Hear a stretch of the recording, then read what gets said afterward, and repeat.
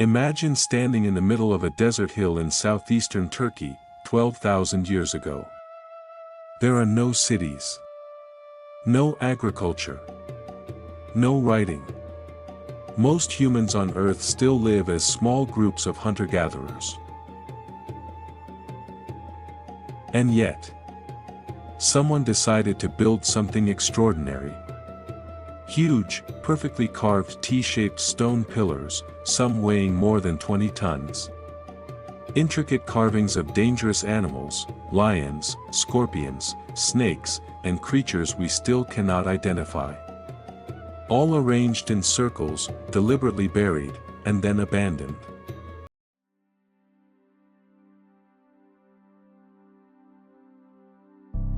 This is Göbekli Tepe, a place so old that it was built thousands of years before the invention of agriculture, before the pyramids, before Stonehenge. At a time when historians once believed humans were too primitive to create anything like this. The discovery of Göbekli Tepe didn't just rewrite the history of one site. It forced us to rewrite the entire story of human civilization. In this video, we will explore one of the greatest archaeological mysteries of our time. Who built the world's first temple? Why they built it? And why they eventually buried it forever? But how was this incredible site discovered, and why did it remain hidden from the world for so long?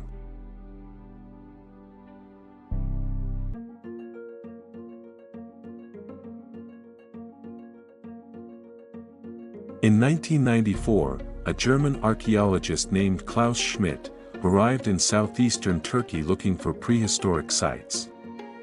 He had been working at another Neolithic excavation nearby, which was about to be flooded by a new dam. A local farmer named Mehmet Yildiz guided him to a hill the locals called Göbekli Tepe, Potbelly Hill. What Schmidt saw at first didn't look particularly impressive.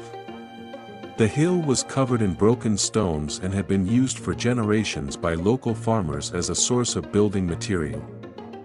Many of the large limestone blocks had already been smashed or taken away to build walls and field boundaries. What makes the story even more remarkable is that the site had actually been noticed decades earlier. In 1963, during a large archaeological survey, American researcher Peter Benedict documented the hill. However, he completely misunderstood what he was looking at. He described strange knolls of red earth and assumed the visible stone pillars were medieval grave markers. Because of this mistake, the site was ignored for more than 30 years. When Schmidt began digging in 1995, he quickly realized that Benedict had been wrong. The stones were not medieval at all. They were the tops of massive, carefully carved T-shaped pillars buried deep underground. Some of them were so large and heavy that it was difficult to imagine how prehistoric people could have moved and erected them with the technology available at the time. The discovery was so unexpected that many archaeologists initially refused to accept the early dating. It challenged one of the most fundamental beliefs in archaeology. So what exactly did Klaus Schmidt and his team find when they started digging deeper?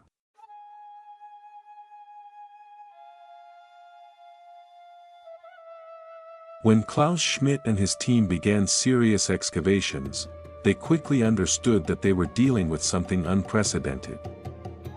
Göbekli Tepe consists of at least 20 stone circles. Only a few have been fully excavated so far. Each circle contains between 10 and 20 massive T-shaped pillars arranged in a ring. The largest pillars reach up to 5.5 meters in height, and weigh up to 20 tons. Many of them feature incredibly detailed reliefs of wild animals, aggressive lions, leopards, scorpions, spiders, vultures, and even strange creatures we still cannot identify. What makes the site truly unique is its age and sophistication. The oldest layers date back to approximately 11,600 to 12,000 years ago. At that time, according to traditional archaeology, humans had not yet invented agriculture, pottery, or permanent settlements. They were still nomadic hunter-gatherers. Yet here they were, organizing large-scale quarrying, transporting enormous stones over hundreds of meters, and creating complex architectural structures with precise astronomical alignments. Even more surprising, there is almost no evidence of everyday life at the site. No houses. No garbage dumps. No signs of permanent habitation. It appears that Göbekli Tepe was used primarily as a ritual or ceremonial center. The more they dug, the clearer it became. This was not just an ancient temple. It was the world's first known monumental architecture, built long before anyone believed such things were possible. But the biggest question remained: who were these people, and why did they build such an enormous complex?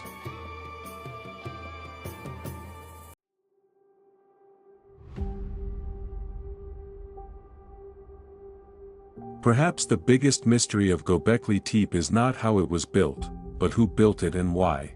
According to traditional historical models, complex monumental architecture could only appear after humans invented agriculture and settled down in large communities. Yet Göbekli Tepe was constructed by hunter-gatherers, people who were still nomadic and had no domesticated plants or animals. How did they manage to organize hundreds of workers? How did they feed them during construction? And most importantly, what motivated them to invest such enormous effort into building these massive stone circles in the middle of nowhere? Klaus Schmidt believed that Göbekli Tepe was a sacred place, possibly the world's first temple. He suggested that the act of building it may have actually helped spark the agricultural revolution, rather than the other way around. The very need to gather large groups of people for rituals could have encouraged the development of early farming techniques to reliably feed everyone who came to the site. Other researchers proposed that the site served as a major gathering place for different hunter-gatherer groups from a wide region. The carvings of dangerous animals may have represented spiritual powers or clan totems. The different stone circles could have belonged to different groups who met there periodically for important ceremonies, trade, marriage alliances, or to resolve conflicts.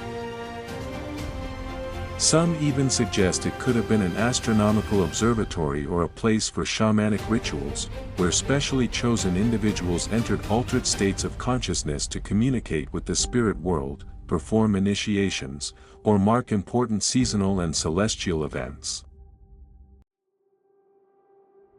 Whatever the true purpose was, one thing is clear. The people who built Göbekli Tepe were far more organized, spiritually complex, and architecturally skilled than anyone had previously imagined. But then comes perhaps the strangest part of the entire story.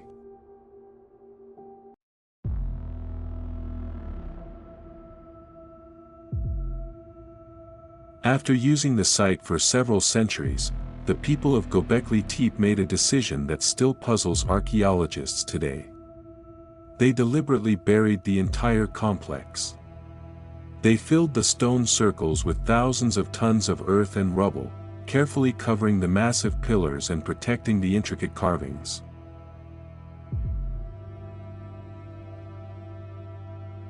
Why would anyone go to such enormous effort to build these magnificent structures, only to bury them completely? One theory suggests this was a conscious ritual act of closure. Perhaps when the temple had fulfilled its spiritual purpose, the community decided to retire it in a sacred manner, returning it to the earth from which the stones were taken.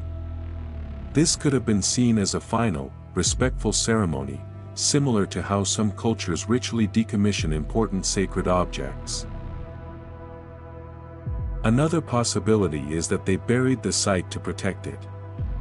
Facing external threats, changing climate conditions, or perhaps conflicts with other groups, they may have chosen to hide their most sacred place from the outside world, hoping to preserve it for future generations or for a time when it would be needed again. A third, more speculative theory proposes that the burial itself was part of a larger spiritual cycle. The act of building and then deliberately burying the temple may have represented a ritual of creation and destruction, life and death, a way to maintain cosmic balance in their belief system. Whatever the true reason was, the deliberate burial of Göbekli Tepe remains one of its greatest unsolved mysteries. And perhaps the most important question of all.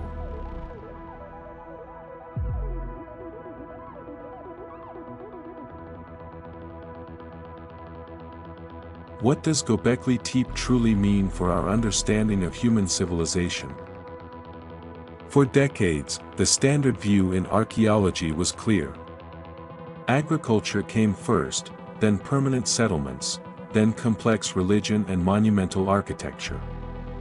Göbekli Tepe completely reverses this sequence.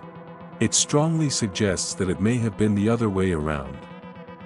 That sophisticated spiritual beliefs and the need for large ritual gatherings could have been the spark that eventually led to the invention of agriculture, not the result of it. This single site forces us to rethink one of the most fundamental chapters in human history. It shows that our ancestors were capable of incredible organization, architectural ambition, and spiritual depth thousands of years earlier than we ever thought possible. Göbekli Tepe stands today as a powerful reminder that the story of humanity is far older, far stranger, and far more remarkable than we once believed, and perhaps that is its greatest legacy. The more we dig into the past, the more we realize how little we actually know. Thank you for watching this video about one of the greatest archaeological mysteries of our time. If you enjoyed this deep dive into Göbekli Tepe, please hit the like button, subscribe to the channel, and turn on notifications so you don't miss future episodes. Your support really helps us continue making high-quality historical content. Now I want to hear from you. What do you think about Göbekli Tepe? Does this discovery change the way you see the beginning of human civilization? Write your thoughts in the comments below, and stay tuned, because in the next video we will explore another incredible lost civilization, the lost civilization of the Indus Valley. Why did one of the greatest ancient cultures suddenly disappear? See you in the next video.